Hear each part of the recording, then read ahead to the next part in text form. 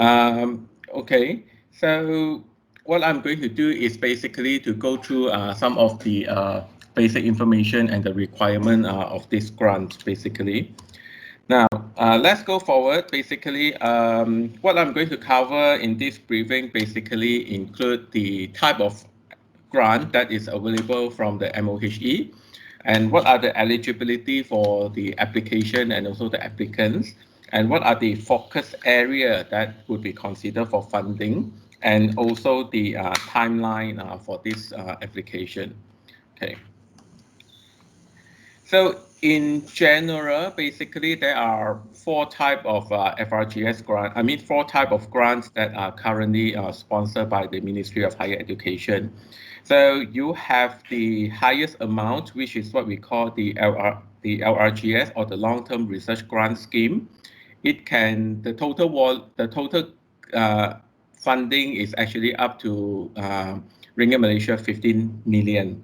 So it normally cover 3 to 5 years, involve about 3 to 5 university. Normally, it is at least 5 different institutions. The duration of the grant can be 3 to 5 years. So, and the deliverable is actually quite high, at least 10 PhD, 50 index publications, and so forth, and including 3 IPs as well. So the LRGS has not opened yet, basically. So we will inform you once the LRGS is open. In IMU history, basically, we have tried twice, okay, last year to apply for the LRGS. Basically, none of it is successful yet as a leading institution, but nevertheless, some of our researchers are actually collaborating in the LRGS previously. Now, another grant that is offered by the MOHE is called the TRGS or Transdisciplinary Research Grant Scheme. The quantum is 1.5 million, and this normally cover fundamental and also the exploratory research as well. So it is less than 3 years, the duration. The deliverable is 4 PhD or 8 master, 8 index paper, and 1 IP. So one of the prerequisites of the TRGS is that it must include 3 different faculty. Okay, in IMU, you can actually include 3 different schools, basically, from the same institution. Okay, and that is a TRGS. So both the LRGS and the TRGS have not opened yet. I think it will open very soon, okay, following the previous trend. Once they have announced the PRGS and the LRGS, the next one that will follow suit will be the LRGS and the TRGS. So do keep an eye on that. So I will keep you informed once it is open. Now, currently, the 2 grants that is open is basically the PRGS and the FRGS. I will give you a bit of a brief introduction of the PRGS, then later I will move on to focus more on the FRGS grant. So the PRGS basically stands for the Prototype Research Grant Scheme. The quantum is 500,000. The sole purpose is basically to develop research prototypes. So most of the time, if you want to apply for the PRGS, you must have a FRGS that you have completed and generated some interesting results. Then you translate into developing a prototype. So that will give you some advantage. Basically, the panel will consider projects that have been completed in the FRGS to fund for the PRGS. However, having said that, if you have really some great idea, especially something to do with the COVID situation, PRGS grant, while they can give some exemption in the way is that, well, even if you do not have the FRGS completed previously, if the idea is good, they will still consider funding as well. But the important thing you have to understand for the PRGS is that one of the outcome of the PRGS is basically you must have a prototype at the end of the 2 years.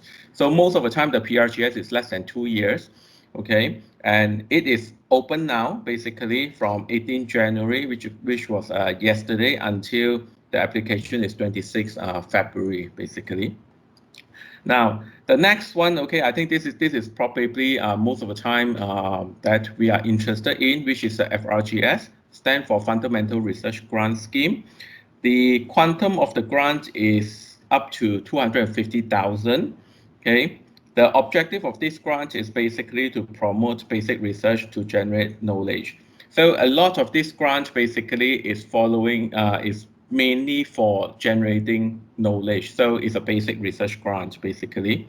So you can apply for maximum of 3 years or minimum of 2 years basically.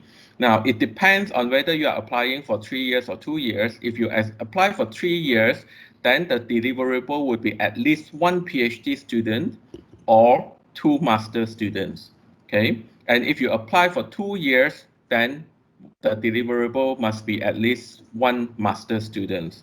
Okay, and these master students need to be the full research master, not the mixed mode basically. Um, so so that is a deliverable, and whether it is a 2 years or a 3 years FRGS, you are expected to produce 2 publications as well. So the grant is currently open, and the deadline to apply is 31st of March. Well, please note that this deadline is basically for all the grant to go into ministry. So IMU have its own internal deadline as well, or the timeline I will share with you later on, basically. So it will be slightly earlier than that, because the 31st March is an absolute deadline that we need to submit all this application to MOHE. Now, let's move on to the eligibility. Okay, what is the criteria for the applications? Now, the first thing is that this grant is only open for academic staff in any of the higher institute of higher learning, whether it is public or private. So as long as the institution is registered under MIRA, and IMU is one of it, so any academic staff at IMU basically can apply for this grant. Now, the applicants should be Malaysian citizen. However, if the PI is not a Malaysian citizen, you must have a Malaysian citizen and a permanent staff as a core researcher. So this is basically to avoid that if the foreigners PI, once they left the country, there will be someone here in the same institution to continue the project. Now, some of the new rules is that when you appoint your researcher, so one could be the PI, but you might also appoint another person from the same institution and name it as the next appointed leader. Again, whether you are Malaysian citizen or foreigners, if you are the PI, so from IMU, and you need to appoint another person from IMU, basically, in case, if you decided to leave the university, then this so-called next appointed leader would then take over the PI role.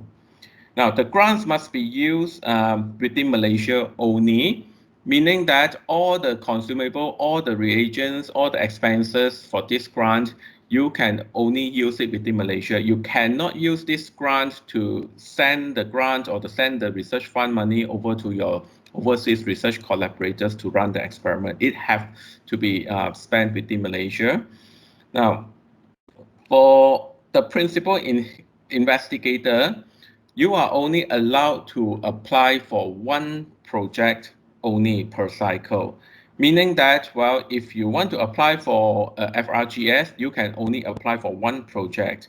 So for this cycle, basically you can allow to apply for 1 FRGS or 1 PRGS, basically 1 project only. And for those principal investigator who have who is currently holding some of the FRGS or PRGS grant, you can apply for the new grant within this cycle, provided that the previous project have completed 75%. And this 75% will be based on the progress report that you submitted in December 2020. Okay, so now, there's another new rules here that have been implemented for this cycle is that, the maximum number of researchers per project, this is recommendation, should be less than 5, excluding the PI. So previously, we have seen projects that have 10, 15 core researcher even basically, and it doesn't really justify that. So that's why for this cycle, basically, the MOHE suggested or limited, the number of researchers per project is less, it have to be less than 5, okay, excluding the PI. Okay, here are some of the national priority areas that the current grant cycle will actually consider. So, for example, information, ICT, information and communication technology, areas in technology and engineering, pure and applied science, okay, and health and clinical science and the SKK, okay, cluster are probably the more relevant to us. Okay, social science, literacy, and also professional literature, natural and cultural heritage. So these are the 7 areas that the grant will focus on. Now, if you want to do education research, let's say medical or healthcare professional education research, so it actually fall under social science, okay, not under the health and clinical science. So all the education category actually fall under social science, okay, and all the different areas will be reviewed by different panels with expertise in the respective areas. Now, okay, next, these are some of the past performance. I know that past performance doesn't guarantee our future success, basically, but this is some of the statistics just for you to look at. This is a performance of IMU, basically, in 2019 and also 2020. Each year we receive application is about close to 30 to 40 applications, basically.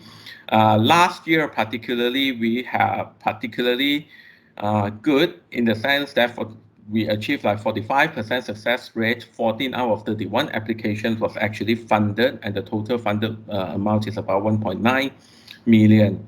But having said that, okay, this is good statistic. But having said that, our number of applications are still considered very, very low. So if you look at 31 applications over the number of total staff that we have, we are talking about basically only 10% of our academic staff are actually applying for the FRGS. This is in contrast and compared to Monash, for example. Monash successful rate is roughly around 30%, but they submitted close to about more than 200 applications, basically, and up to 70 to 80% of the academic staff actually apply for the FRGS. So this is some of the statistics for you to think about, and I hope that this cycle, all the schools and also ERD and everyone, okay, just try. Basically, if you have never done this before, give it a try. Okay, ERD will be there to give you full support in, discussion, and to a certain extent even try. We are going to go all out basically to give all the support to help to revise your proposal ideas and so forth. Okay, so now, okay, so very quickly, how are you going to apply the grant basically? So this is the very simple workflow. Okay, so the first thing is that for all the application of the MOHE grant, you must register to the My Grant portal.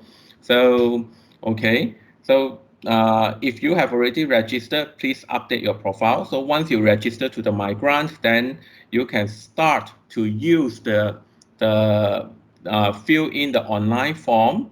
So once you have filled in the online form, it can help you generate the PDF file. Then you can actually use the PDF file and then submit to IMU JC.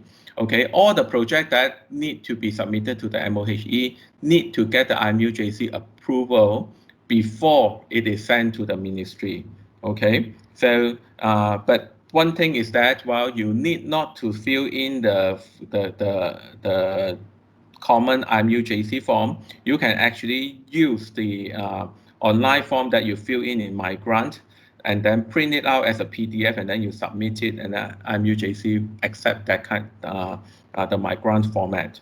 Okay, so once this is approved by the IMU JC, then the RMC, okay, the Research Management Center at IMU would then submit this grant to the MOHE.